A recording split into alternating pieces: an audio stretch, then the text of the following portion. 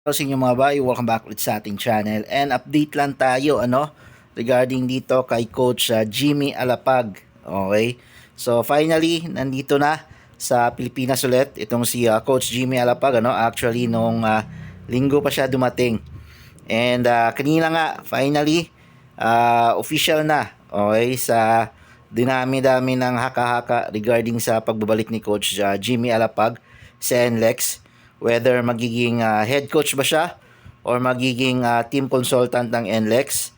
Ayan, so tinapos na kanina ni Coach Jimmy Alapag yung mga haka-haka regarding sa kanyang posisyon para sa NLEX Road Warriors mga bay, So kanina official ng pumirma.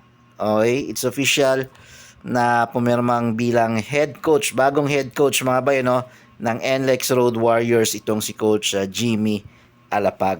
Okay, so pinalitan niya si Coach Jong Oichico mga bay, So natapos yung kontrata ni Coach Jong Oichico noong June 15. Okay, and kasalukuyang nasa New Zealand itong si Coach Jong Oichico mga bay, dahil part siya ng coaching staff ng Gilas Pilipinas in preparation sa third window ng FIBA World Cup Asian Qualifiers. So nandun siya sa New Zealand.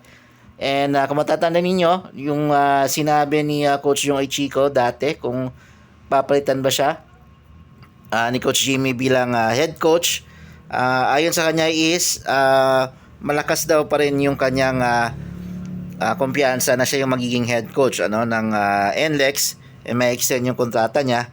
Pero ayun na nga, tinapos na nga kanina, official nang pumirma si Coach Jimmy Alapag bilang bagong head coach ng NLEX Road Warriors mga bay, So sayang din to si Coach yung Ichiko mga bay, Hindi ko alam kung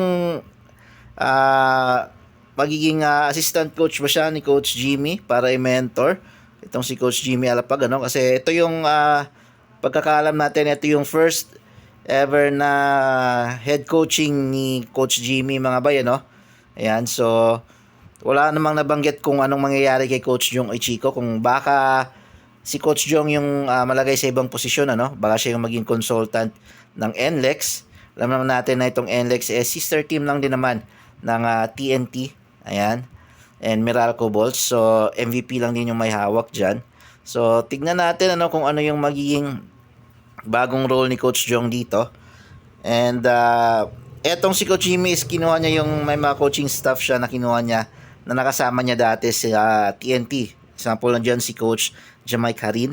Ayan, kinuha niya bilang isa sa mga assistant coaches niya.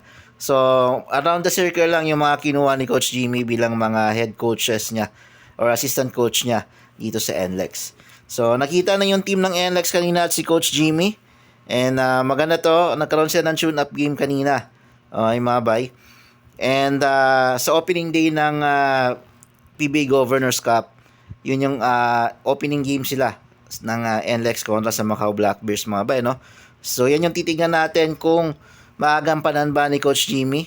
Kung makita natin on hand kung gaano nga ba kagaling ang isang former NBA player assistant coach, Kung madadala niya ba sa kampyonato itong NLEX, and sigurado may mga pa yan, hindi yan yung successful sa mga ilang laban nila.